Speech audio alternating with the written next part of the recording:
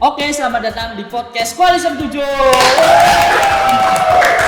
Aduh, tim Orenya juga ikut semangat banget. Mungkin karena kita bakal ngobrol-ngobrol sama UNIF yang kemarin jadi peringkat 1 se-Indonesia.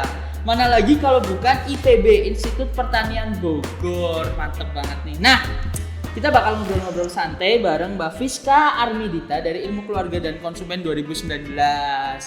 Boleh disapa dong Mbak adik-adiknya dari Semada 21. Halo teman-teman Semada 21 yang lagi menentukan arah buat masa depan. Hai. Mantap. Ada juga Taman Sri Palupi dari Akuntansi 2020. Halo juga. Khas banget ya suaranya Pak Lupi nih. Gini Pak, gimana rasanya kuliah semester 1 online di IPB? Rasanya sebenarnya senang ya. Walaupun nggak offline itu rasanya, soalnya tuh nggak kaget gitu loh.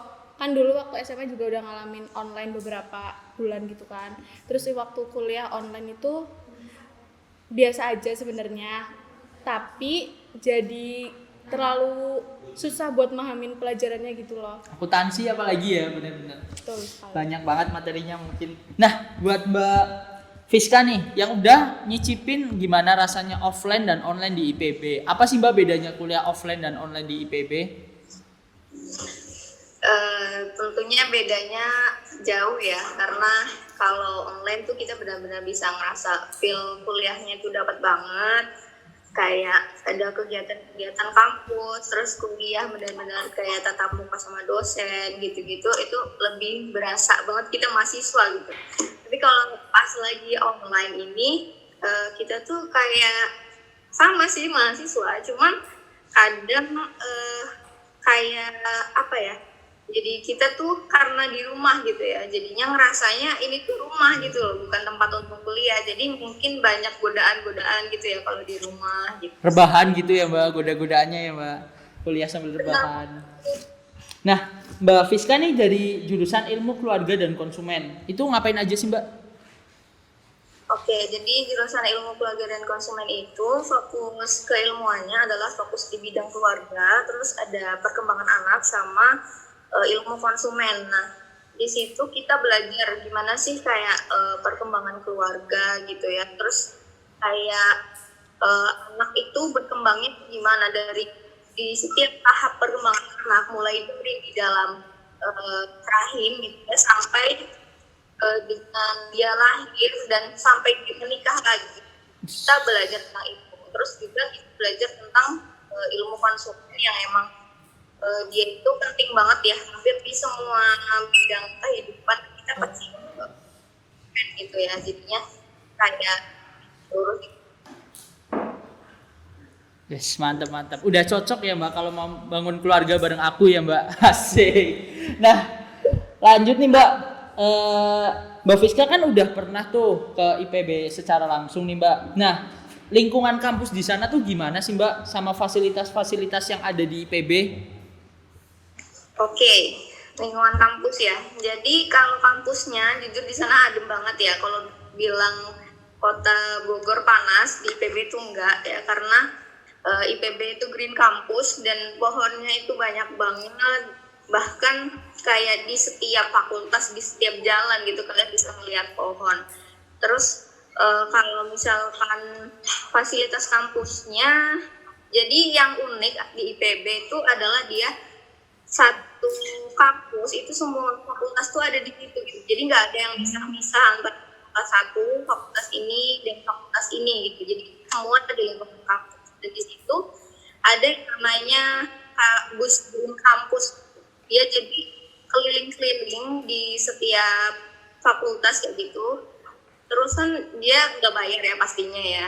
Terus kayak ada jadwalnya gitu. Jadi sangat konsisten banget ya. Misal dia lewat jam 11 lebih 5 gitu. Nah, ntar dia jam 11 lebih 10 lewat lagi. Dan itu selalu konsisten. Jadi mudah banget ya.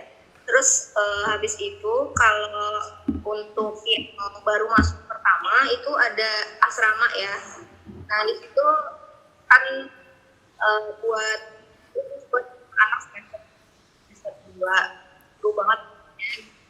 Tapi kalau dia oke ini nggak boleh pakai kendaraan ya, kita harus jalan.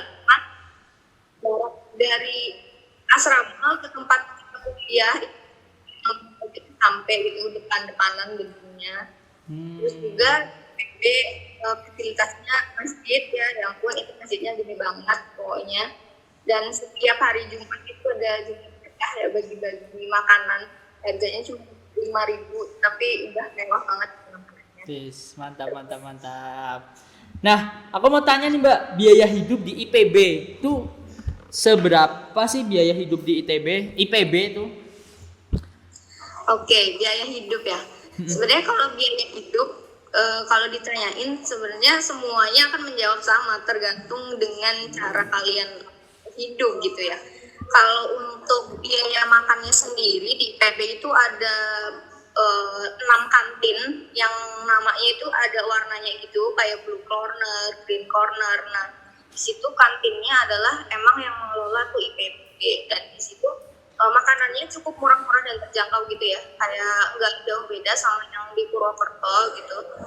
Dan kayak kalau misalkan kita bosen gitu ke kantin, di situ juga kayak ada jalan yang mana jalan itu tuh banyak banget penjualnya gitu, makanan, baju dan lain gitu.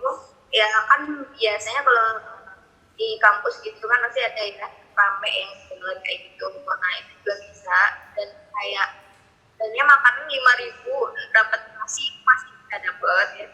Terus kalau untuk tempat tinggalnya kan pertama kalau semester 1 sama 2 kalian di asrama, biayanya untuk 1 tahun asrama itu cuma 1 aja ya, sudah nggak di biaya lagi.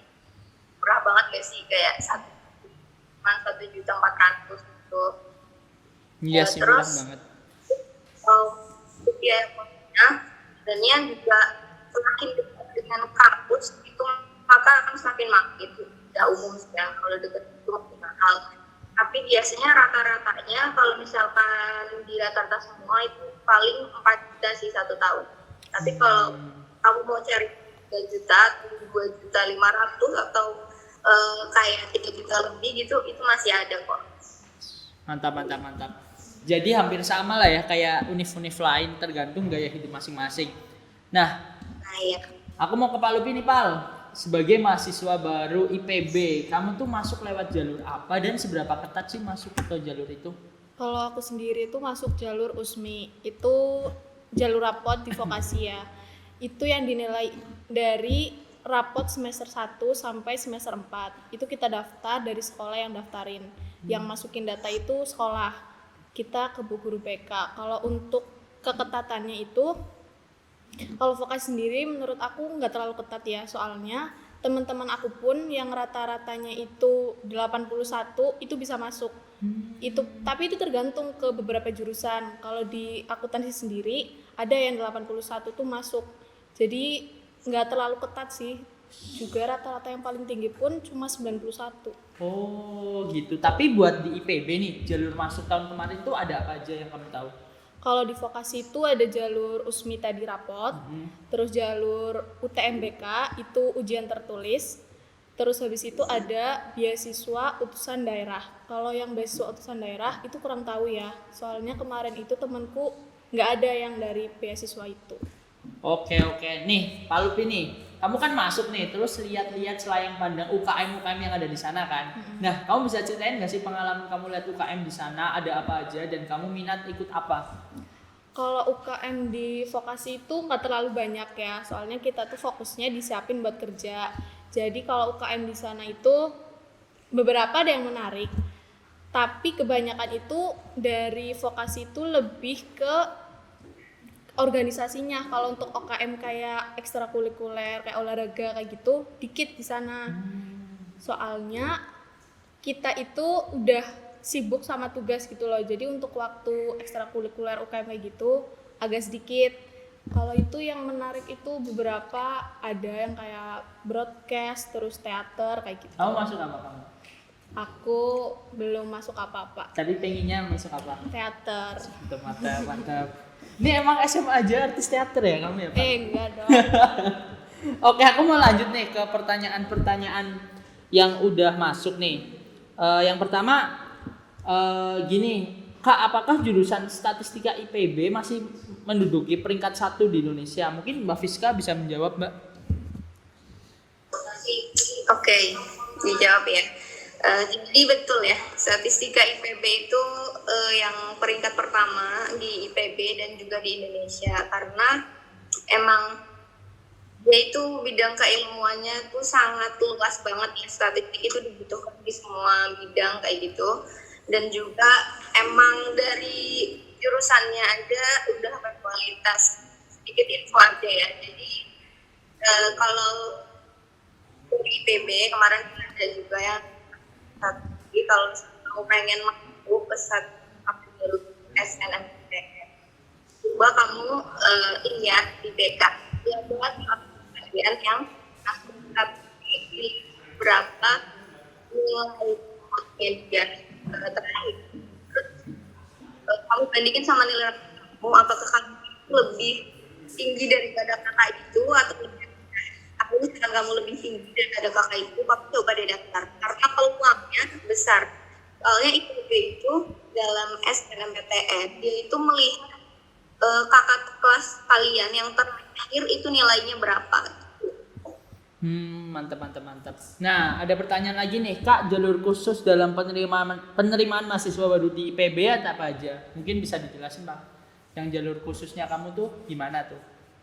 Jalur khusus masuk di IPB itu ada apa aja? Kalau yang vokasi. Uh-uh. Kalau yang vokasi itu kan yang tadi tuh. Ya, jelasin lagi aja. Kalau yang USMI itu kita itu awalnya sama guru BK kan ditanyain kan, dicatat tuh siapa yang mau ke USMI. Kalau emang sih kalau USMI itu biaya pendaftarannya tuh lebih mahal daripada vokasi-vokasi univ lain ya. Itu 450. Kalau yang lain kan rata-rata 200 gitu kan. Tapi itu menjamin banget gitu loh buat masuk ke IPB, karena itu dari Semada itu masih dikit, soalnya mereka nggak yakin 450 itu bisa masuk apa nggak ke IPB, padahal itu peluangnya gede banget. Dari USMI aja akuntansi itu kuota ada 200 dan itu bisa terpenuhi semua dari jalur rapot sendiri. Kalau udah memenuhi, nanti jalur mandirinya ditutup, nggak dibuka gitu. Kalau untuk jalur mandirinya sendiri itu mereka ngadain ujian tertulis. Jadi untuk 2020 kemarin itu ujiannya yaitu kemampuan skolastik kan, yaitu kemampuan pakai nalar. Jadi itu mirip sama SBMPTN. Nah, komposisinya itu soalnya ada bahasa Indonesia, matematika, bahasa Inggris, kemampuan nalar, itu ada 25 soal, terus waktunya itu 1 jam. Nanti kita kerjain online, terus habis itu hasil ujiannya keluar, terus habis itu langsung diumumin mereka masuk atau enggak. Yang jalur mandiri pun kemarin tahunku itu cuma kurang dari 50 orang deh, sisanya itu dari jalur USMI. Mantap. Nah, sayang banget nih kita udah sampai sesi akhir ngobrol-ngobrol bareng IPB. Tapi aku mau dong dari Mbak Fiska kasih kata-kata motivasi dan penyemangat buat adik-adiknya nih yang lagi belajar. Oke, motivasi ya, aduh ya ampun. Oke, jadi sebenarnya bukan motivasi ya, cuma pesan aja ya. Kayak ketika kalian memilih suatu jurusan gitu, pastikan kalian pun benar-benar suka dengan jurusan itu ya, karena bisa dibilang tidak sedikit orang yang sudah berada di jurusan itu selama beberapa semester lalu dia pindah karena emang nggak cocok gitu sama jurusan dia. Nah, untuk kalian nih tolong banget dipikirin benar-benar apakah kalian tuh emang benar-benar suka sama apa yang kalian pilih, dan coba kalian daftar sesuai dengan keinginan yang pertamanya kalian. Jangan takut buat kayak ini masuk, coba aja dulu ya. Kita kan nggak tahu karena takdir itu kan Tuhan yang nentuin kan. Terus teman-teman yang berjuang SPM gitu kok, terus semangat belajarnya itu kalau bisa direncanakan gitu ya, jangan pakai mood di jadwal benar-benar, karena emang kalau misalkan usahanya kita tuh bakalan bercermin nanti dengan hasilnya. Mantap. Kalau Pak Lupi nih Pak, kasih kata-kata semangat dong, motivasi nih buat adik-adiknya. Kalau aku semangat ya, kan Semada 21 baru UAS nih, selesai UAS. Semangat, nanti liburan itu kalian persiapin buat UTBK yang mateng. Terus dari sekarang udah mulai tentuin jurusan kalian. Dan perbanyak latihan soal aja buat persiapan UTBK. Semangat, jangan menyerah. Pokoknya semangat berjuang terus. Mantap. Aku juga jadi ikut termotivasi nih. Oke, makasih banget nih buat Mbak Fiska yang udah hadir di podcast hari ini. Makasih juga buat Pak Lupi yang udah hadir di podcast hari ini. Dan buat adik-adik Semada 21, makasih yang udah dengerin podcast pada hari ini. Jangan lupa selalu semangat belajar, jangan lupa berdoa, dan sampai jumpa di podcast-podcast selanjutnya.